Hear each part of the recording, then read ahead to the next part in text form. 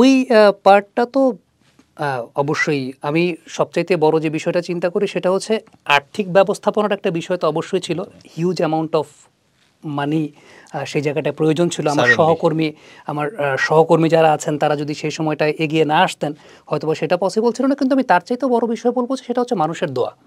মানুষের দোয়া, আমার বাবা মায়ের দোয়া, আমার স্ত্রী আছেন তার দোয়া, আপনাদের সবার দোয়া। আমার কাছে মনে হয় ওইটাই সবচাইতে বড় বিষয়। এটা অল অফ আ সাডেন ঘটনাটা ঘটা। এবং আমি যদি ইনসিডেন্টটা শেয়ার করি তাহলে ব্যাপারটা এরকম ছিল।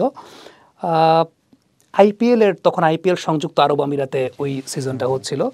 আইপিএলের একটা ম্যাচ আমি দেখছিলাম, সেটা দেবদূত পাডিয়াকাল ব্যাটিং করছিলেন। তার ঠিক ইমিডিয়েট আগে ফাহিম রহমানের সঙ্গে আমার একটা কনভারসেশন হয় ওভার দ্য ফোন। ফাহিম রহমানকে আমি বললাম যে ভাই মাথা তো প্রচণ্ড ব্যথা করতেছে, কালকের শোটা মনে হয় আমি করতে পারবো না, কারণ মাথা ব্যথা করতেছে, আমি তো বুঝতে পারতেছি না, একটু মনে হয় জ্বর টরও আসতেছে। আমি ফাহিম ভাইকে এটা বললাম, ফাহিম ভাই বললো আচ্ছা আমি কোনো সমস্যা নাই, আমি কোনো সমস্যা নাই, আমি তোমার শো কালকে করে দিব। এই তো এইটা বললেন ফাহিম ভাইয়ের সাথে আমার কনভারসেশন হলো। আফটার দ্যাট খেলা দেখতে দেখতে আমার আর কিছু মন নেই, আমার আর কোনো কিছু মনে নেই। জ্ঞানটা খুব সম্ভবত আমার ফিরল 7 বা 8 দিন পর। ইন দ্য মিন টাইম বাকিটা তো আপনারাই জানেন, আপনারাই বেটার জানেন কি হয়েছে। তবে যে রোগটার কথা আমি শুনেছি এটার নাম হচ্ছে মেনিঙ্গো এনকেফেলাইটিস। সেটা হচ্ছে মস্তিষ্কের বাহিরের এবং ভেতরের এক ধরনের প্রদাহজনিত সমস্যা, এবং সেটা পুরো মস্তিষ্কটাকে আসলে বিকল করে দেয়। এটার কোনো স্পেসিফিক রিজন কেউ কখনো আসলে এখনও বের করতে পারে নাই, যে কোত্থেকে হয়, কিভাবে হয়, কিংবা এটার স্পেসিফিক ট্রিটমেন্টের জায়গাটাও বিষয়টা আসলে অনেক ধরনের ট্রিটমেন্ট ওই সময় দেওয়ার চেষ্টা করা হয়েছে। কোনো একটা ট্রিটমেন্ট হয়তো বা কাজে লেগেছে, কিন্তু দিন শেষে পুরোটাই আল্লাহর রহমত। এটা আল্লাহ চাইলে সবকিছুই করতে পারে না। আমার কাছে মনে হয় যে পরিমাণ দোয়া আল্লাহর দরবারে গেছে, আল্লাহ হয়তো বা তার সিদ্ধান্তটাকে পরবর্তী সময় পরিবর্তন করেছেন আর কি।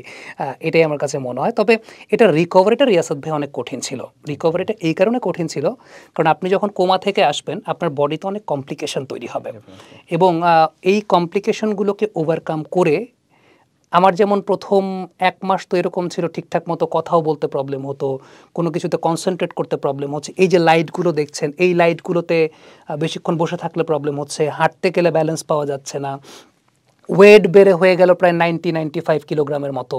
তো এটা খুব ডিফিকাল্ট একটা পার্ট ছিল। আমি কিন্তু রিয়াসাত ভাই এই কোমা থেকে আসার 3 মাস বা 4 মাসের ব্যবধানে ঢাকা লিগ খেলেছি। আমি স্কোর কার্ডটা আপনাকে প্রোভাইড করবো, আমি যে ম্যাচটা খেলেছি। সো এবং ঢাকা লিগের টি-20 ম্যাচ খেলেছি। টি-20 ম্যাচে আমি দলের সবচেয়ে ইকোনমিক্যাল বোলার ছিলাম। কিন্তু এই যে ঢাকা লিগের জন্য প্রিপারেশন নিতে ওই অবস্থা থেকে উঠে এসে আমি কিন্তু লুকিয়ে লুকিয়ে, আমার ফ্যামিলি মেম্বাররা যখন অফিসে বা অন্যান্য কাজে গেছে, আমি লুকিয়ে লুকিয়ে মাঠে গেছি, ফিটনেস করেছি। কোনো দিন এরকমও হয়েছে যে ফিটনেস করার পর, যেহেতু বডি তো খুব কমপ্লিকেটেড একটা সিচুয়েশন থেকে চলে এসেছে, ওয়ার্কআউট করার পর বমি হচ্ছে, নোজ ব্লিডিং হচ্ছে, এরকমও হয়েছে। বাট ওই সময় আবার ডক্টরের সঙ্গে আলাদা করে কনসালটেন্সি করেছে, আমি তো এরকম দৌড়াচ্ছি, আমার তো এরকম প্রবলেম হচ্ছে। ডক্টর তখন বলেছে যে ওকে, এটা আস্তে আস্তে এইভাবে ধাপে ধাপে।